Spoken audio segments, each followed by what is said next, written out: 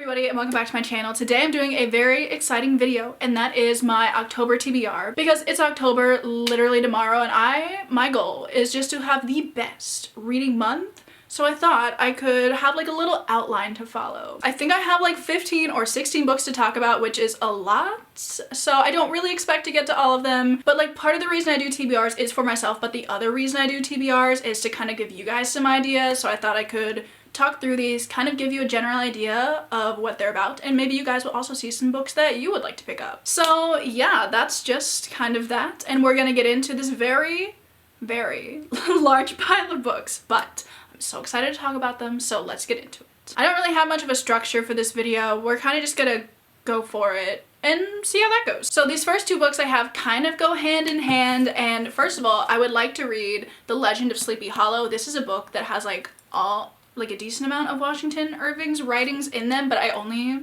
really care about The Legend of Sleepy Hollow. And I also really love this edition because it's like orange and black and like perfect for October.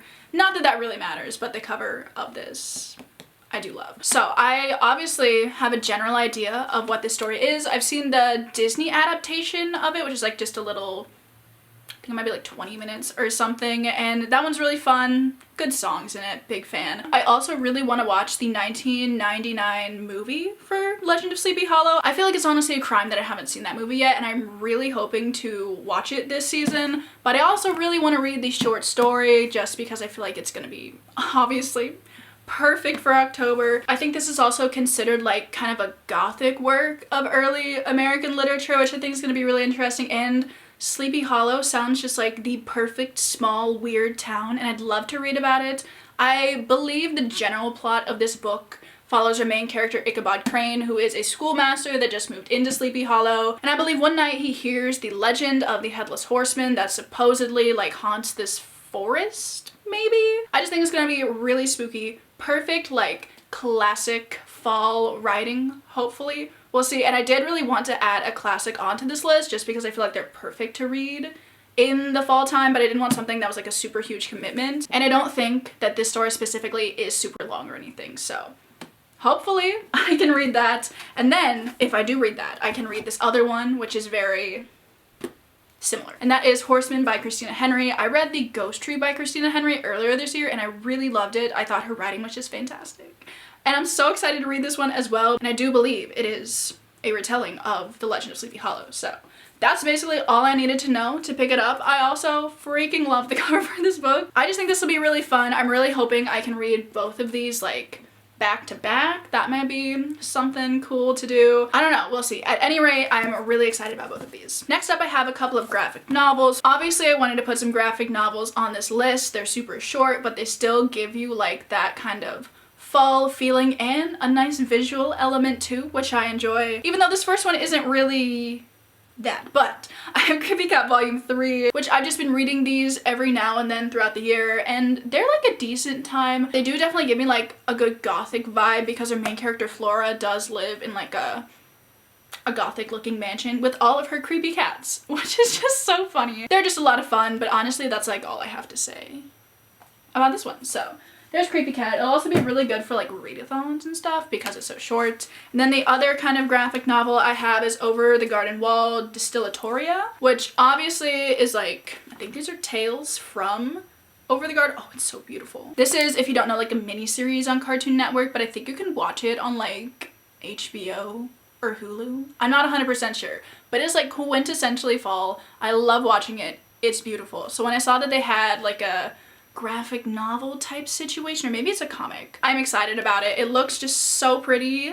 Like, I love the art style in the show, love the art style in this. I think there's like another series of Over the Garden Wall comics, but I've heard that this is like the only good one. I don't know though, but I think this one's gonna be really fun. And again, just a really quick read, but I freaking love Over the Garden Wall, so obviously I'm down for more content for it. This general story follows which one's Wirt? This one's Wirt and Greg, and they end up getting lost in the woods, and it's kind kind of all that happens. It's kind of just following them trying to figure out their way home. They meet these weird pumpkin people at one point. There's frogs, there's a beast of the woods. It's a whole thing. It's really fun. If you haven't seen it, you definitely should. It's like 8 episodes. They're like 15 minutes each, so you can just like fly through it. It's great. Then I have another graphic novel somewhere. Then the last graphic novel I have here is Pumpkinheads by Rainbow Rowell. I just heard so many people talking about it. I've seen so many people reading it, so now is finally the time that it's my turn. It does look very autumnal. Oh, look at the leaves on the ground. It's so fun. I'm so excited about this one. I think I'm gonna read this on the 1st. So I think that'll be perfect. And it's really short, and I'm sure it's really cute. So I'm always down for that. I don't really know what the plot of this one is. I think it follows these two, and they work in a pumpkin patch. Literally say no more. Now let's just move on to like random things. First of all, I have From the Dust Returned by Ray Bradbury. It's actually right here.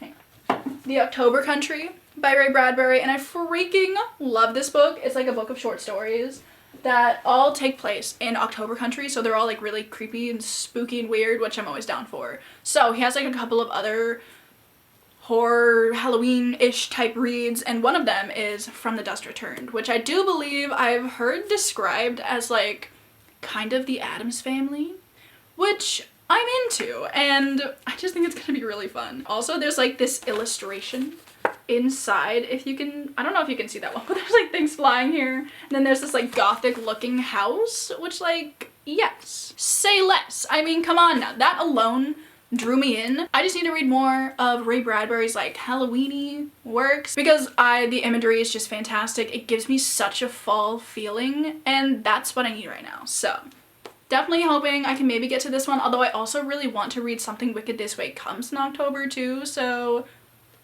we'll see. We'll see. All right, next up we have Mina and the Undead by Amy McCaw. I've seen Jody from Vanilla Moons talk about this book a lot, and I was very intrigued, so I had to pick it up. It just looks really fun, and it's got vampires in it. I'm gonna assume it has vampires in it. I haven't really looked into the plot of this one, if I'm being honest, but I just thought it sounded like something I'm gonna love, so I had to pick it up. Ooh, New Orleans Fang Fest 1995. Mina's having a summer to die for. Excuse me, that sounds so fun. And it takes place in the 90s, that's also really fun. Oh, Mina lands a part-time job at a horror movie mansion and meets Jared, Libby's gorgeous housemate and fellow horror enthusiast. This is very fun. Oh, somebody is replicating New Orleans' most brutal supernatural killings. That sounds fun. I'm glad I picked this one up. Next up, we have a book that I am so excited about, and that is Dracul by Dacre Stoker and J.D. Barker. So essentially, this book is inspired by the notes that Bram Stoker himself left behind, which is like, stop right there. I'm already interested.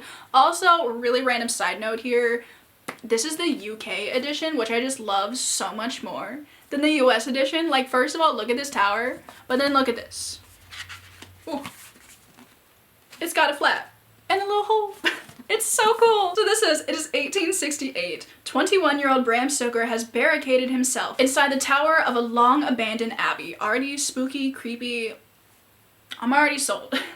He is armed with mirrors and crucifixes, holy water, some white roses, a notebook, and a gun. His only solace is a bottle of brandy. His fervent prayer is that he will survive the night.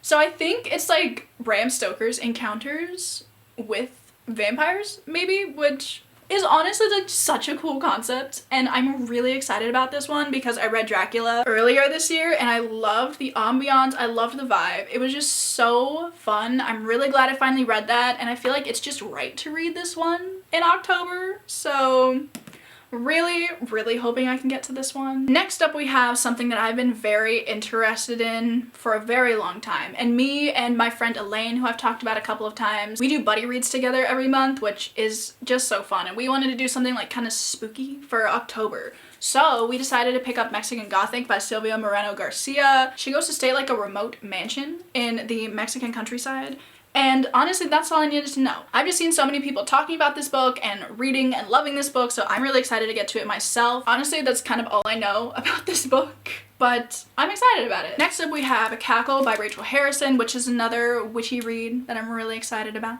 I believe this follows our main character who used to live in Manhattan, so like big city, you know, and she moves to a very small, quaint village upstate. Then one day she meets this mysterious woman who has like a cabin in the middle of the woods. She's a little weird, she's a little kooky.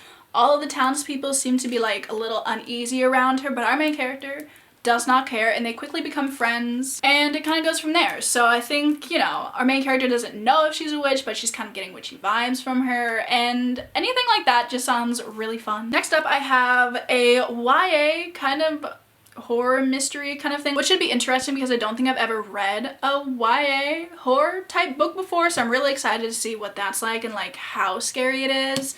And that is Rules for Vanishing by Kate Alice Marshall. I'm just gonna read you what this says on the flap here because I feel like it says it very succinctly. Once a year, a road appears in the forest, and at the end of it, the ghost of Lucy Gallows beckons. Lucy's game isn't for the faint of heart. If you win, you escape with your life, but if you lose... That just sounds really fun. I'm gonna say it sounds fun. Sounds kind of terrifying, but it also sounds kind of fun. This also takes place in a small town in Maine, which again is one of the things that drew me to it. But also, this road sounds scary as hell. So I'm just really interested to see how I like this one, and maybe it'll help me decide if I should like look into more YA horror books, just because I feel like they're gonna be really fun. Like, adult horror books, kind of scary and gruesome sometimes, which, you know, every now and then, I'm down for that.